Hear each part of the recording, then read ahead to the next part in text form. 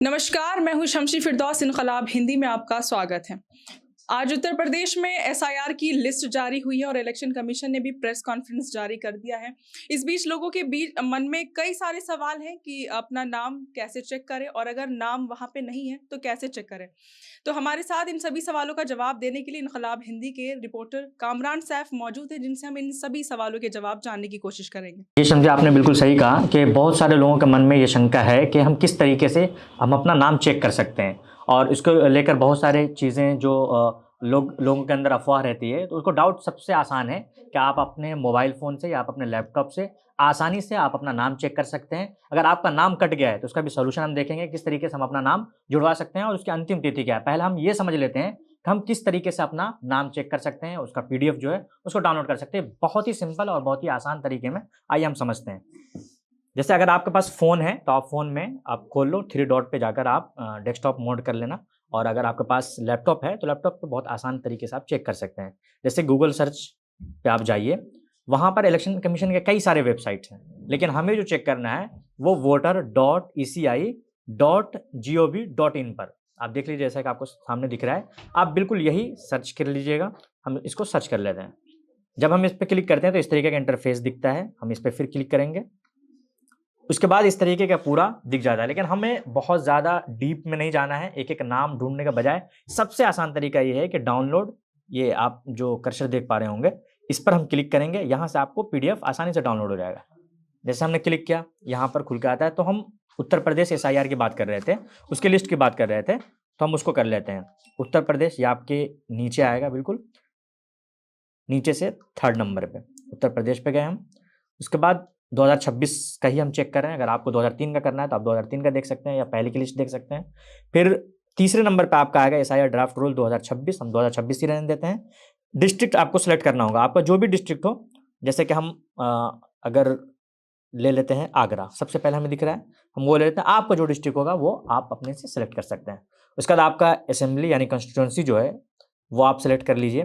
जैसे कि अगर कई सारा एक ज़िले के अंदर 8, 9, 6, 7 इस तरीके से होते हैं, तो हमने जैसे आगरा साउथ का ले लिया।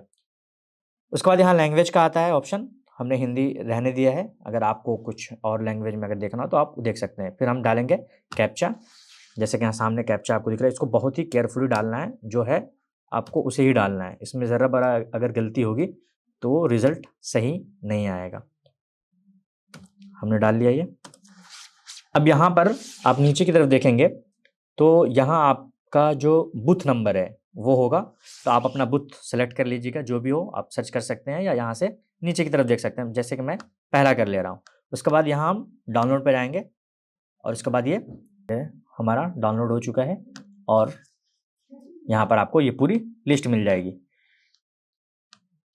लेकिन जो ऑफिशियल तरीके से कई सारे अफसरों को और इस तरीके से दिखाया गया, जैसे अब मैं आपको फ़ोन में दिखा देता हूँ कि फ़ोन में जो आपको इस तरीके से कुछ दिनों बाद आपको मिल जाएगा, जिसमें आपको पूरा बिल्कुल जिसमें फ़ोटोज़ वगैरह आपको मिल जाएंगे, जो colourful photo, black and white, सब में आपको आपका लिस्ट दिख जाएगा। तो इस तरीके से आप आसानी से आप अपना नाम चेक कर सकते हैं और बहुत ही ईजिली आप अपने नाम को तलाश कर सकते हैं। अच्छा कामरान, अगर नाम कट गया है तो फिर से कैसे जुड़वा सकते हैं? देखिए, उसके लिए जो इलेक्शन कमीशन ने बताया है कि अगर किसी का नाम इसमें छूट गया, जैसे कि आज जो लिस्ट आई उसमें 2.89 करोड़ लोगों का नाम कट गया है। उसमें जैसे कई लोग मृत्यु हो गए, उनका भी डेटा दिया गया है, या कई लोग अपने अस्थायी जो तय जगह है उस पर नहीं पाए गए हैं, या किसी ने अपना फॉर्म फिल नहीं किया है। अगर ऐसे लोगों का नाम कट गया है तो उनके पास 1 महीने का और टाइम दिया गया है। यानी कि अगर आप 6 फरवरी तक, इसका जो एग्ज़ैक्ट मैं आपको बता दूँ, वो 6 फरवरी तक ही दिया गया है। जैसा कि आज 6 जनवरी को ये लिस्ट जारी हुई है, तो 6 फरवरी तक आप अपना आवेदन दे सकते हैं। उसमें आप इस चीज़ को भी कोड कर सकते हैं, अगर 2003 में जो आपका नाम रहा हो उसमें, तो आप वो दे सकते हैं। या इसके अलावा 12 दस्तावेज़ ऐसे हैं, जो इस दस्तावेज़ को आप जमा करेंगे तो आपका फिर दोबारा से मतदाता सूची में नाम आ जाएगा। 12 दस्तावेज़ में अगर हम बात कर लें तो आपका वोटर आईडी, आधार कार्ड को छोड़कर आपका पासपोर्ट, और इसके अलावा आपका ड्राइविंग लाइसेंस, उसके बाद राशन कार्ड, या आपका 10th का जो हाई स्कूल का मार्कशीट होता है वो। इस तरीके से 12 दस्तावेज़ बताए गए हैं, जिसको आप जमा करके और आप नए तरीके से आप अपना नाम उसमें ऐड करा सकते हैं या आपके जो नाम है वो वापस आपको आ जाएंगे। इसी इसमें बीच एक सवाल है कामरान, अगर मानो कि कोई इंसान इस तरह से नहीं चेक कर पा रहा है ऑनलाइन, तो फिर वो कहाँ जाकर और कैसे चेक करे? इसके लिए भी इलेक्शन कमीशन ने बता दिया है, बहुत आसान तरीका है। अगर कुछ लोग हैं जो इसको चेक नहीं कर पा रहे हैं या आपको ये काम टफ लग रहा है या अगर आपके घर में कोई नहीं है जो इस तरीके से चेक कर सके, तो हर इसमें एक बीएलओ जो ब्लॉक लेवल ऑफिसर होता है उनको उनकी नियुक्ति है और उनको बाज़ाब्ता कहा गया है। और वो यूपी के अंदर वो 11 जनवरी को वो हर जो बीएलओ है वो अपना नाम भी लोगों का पढ़कर सुनाएंगे, नाम भी बताएंगे। तो आप अपने बीएलओ से संपर्क कर सकते हैं, वो आपका नाम आपको बता देंगे कि आपका नाम है या नहीं है। इसमें पैनिक होने की ज़रा बराबर ज़रूरत नहीं है किसी तरीके का। अगर नहीं है तो फ़ौरन, लेकिन आपको करना पड़ेगा, फॉर्म फिल करना पड़ेगा। थोड़ी बहुत दौड़ भाग है लेकिन उसको करके आप नाम जुड़वा सकते हैं। मेरा एक और सवाल है कामरान, अगर कोई व्यक्ति 18 साल का हो गया है तो फिर वो अपना नाम कैसे जुड़वाए? उसके लिए 6 नंबर का फॉर्म जो आता है उसको फॉर्म फिल कीजिए और उसमें आपको जो भी कुछ डॉक्यूमेंट मांगा जाएगा आप अपने बीएलओ से संपर्क कीजिए और आप अपना ऑनलाइन भी उसको फॉर्म फिल कर सकते हैं। फॉर्म फिल कर देंगे फिर आपका नया जो आपका वोटर लिस्ट है वो बन जाएगा। अच्छा, एक और आखिरी सवाल है कि अगर किसी मतदाता का इस सूची में नाम नहीं मिल पा रहा है तो फिर वो कैसे ढूंढे? इसके लिए मैंने बताया कि उसके लिए आपको जो बीएलओ हैं उनके पास आप जाइए और उनसे आप बताइए, उनको आपका पूरा डेटा रहता है। जब आप बताएँगे तो आपको अगर यहाँ नहीं मिल पा रहा है तो आप उनको बताएँगे, वो आपको चेक करके आसानी से वो आपको बता देंगे। ये उनकी ज़िम्मेदारी दी गई है और इलेक्शन कमीशन ने बाज़ाब्ता कहा है कि इसमें किसी को भी पैनिक होने की ज़रूरत नहीं है, किसी भी शक व शुबहत की ज़रूरत नहीं है। आप अपना यहाँ नाम चेक कर लें, ये ना हो तो आप बीएलओ से संपर्क कर लें, तो आपको पूरा इसका जो प्रक्रिया है वो पता चल जाएगा और सारी जानकारी आपको मिल जाएगी। तो ये थी पूरी जानकारी लिस्ट में अपना नाम चेक करने का, और भी जो भी परेशानी थी कि अगर नाम नहीं जुड़ा है तो फिर कैसे जुड़वाएं, और जो 18 साल के हुए हैं वो अपना नाम कैसे जुड़वाएं, इस तरह के तमाम डाउट्स कामरान ने अभी क्लियर किए हैं। साथ ही अब हम इनकलाब हिंदी के मैनेजिंग एडिटर आस मोहम्मद कैफ सर से ये जानने की कोशिश करेंगे कि इस पर पॉलिटिकल क्या इम्पैक्ट पड़ रहा है। हाँ, शम्सी, एक्चुअली ये तो आप जान ही रहे हैं कि एसआईआर जो है वो राजनीतिक तौर पे एक बहुत बड़ा मुद्दा है और पिछले बिहार के चुनाव ने तो इसे बहुत ज़्यादा बड़ा कर दिया है।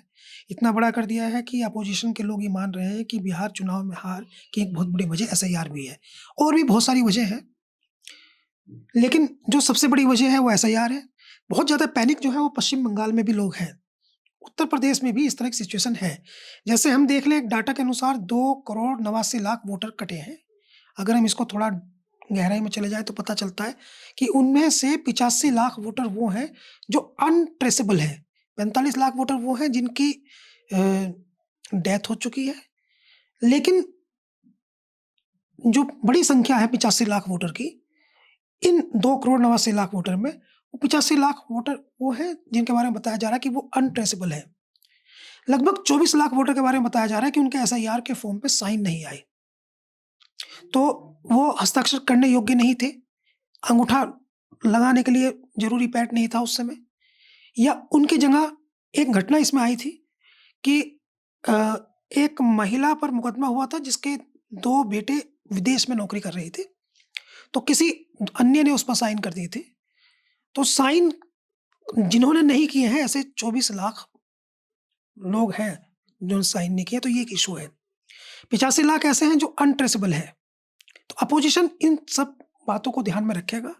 पहले से वो ये कह रहा है कि चुनाव आयोग जो है वो एक राजनीतिक पार्टी के इशारे पे काम कर रहा है।